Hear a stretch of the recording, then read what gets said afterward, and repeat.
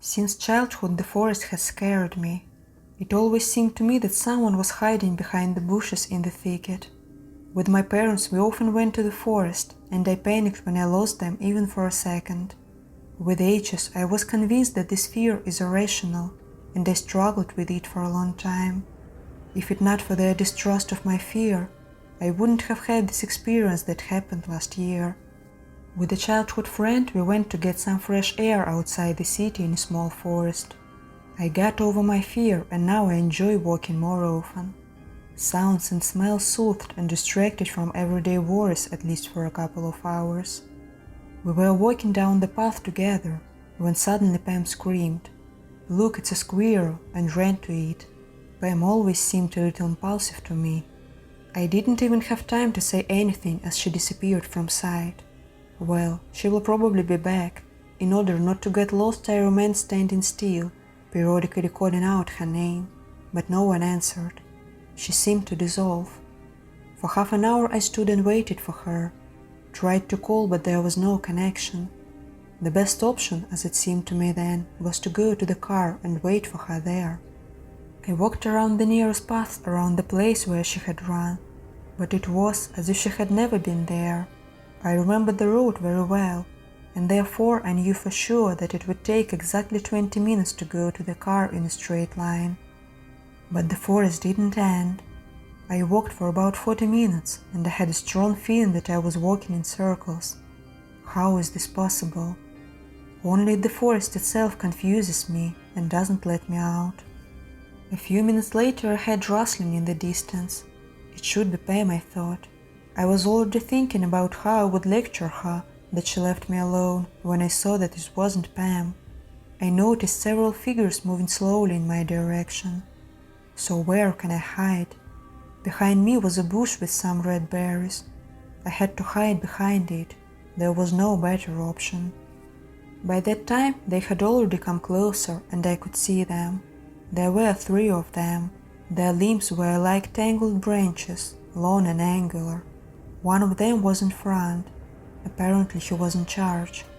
All of them had no eyes, but they walked very confidently on their 4 legs, listening to every rustle. I had nowhere to run. They moved very dexterously over the roots and high grass, and they would immediately catch up with me. From afar they looked like some kind of wolves, but this was something else. I had to try not to draw their attention. As they got closer to me, they began to listen more actively. Did they feel me? I pressed myself into a bush and tried not to move at all, not even to breathe. The main creature stood in one place for several seconds, and apparently tried to understand if there was someone besides them. He greedily inhaled the air with his huge nostrils and moved his ears. I was already prepared for the fact that this is the end, but he went on and led the others. He didn't understand that I was there. When they left, I began to think about what to do next. I can't hide in the woods forever. Go the same way, it makes no sense. I must go the direction where they came from. In the end, maybe it will lead me somewhere. Constantly looking around, I slowly walked in the opposite direction from the car, as it seemed to me. Where the hell is Pam? What if they find her before me? After about 500 meters, I heard the rustle again. Apparently, they are already on their way back, I was sure. I began to look for where to hide this time, and was surprised to find that it was Pam. Her clothes were torn as if she had been attacked by someone with sharp claws, and her sneakers were in her hands. Pam burst into tears when she saw me.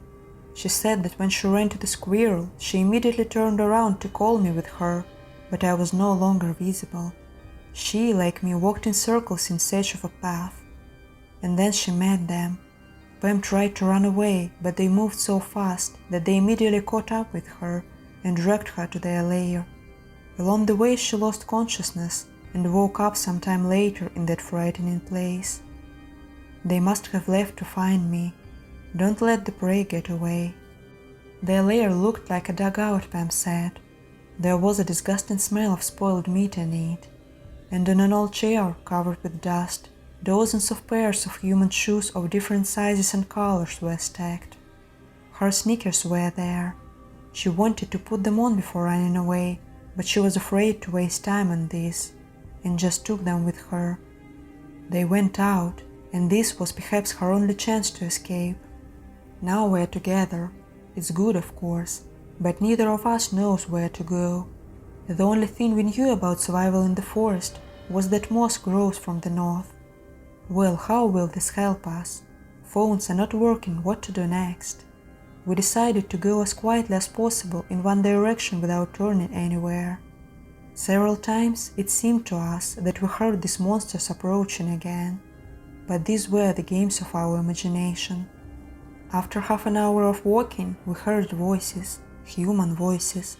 Apparently, someone just like us wanted to escape from the hustle and bustle in this hellish forest.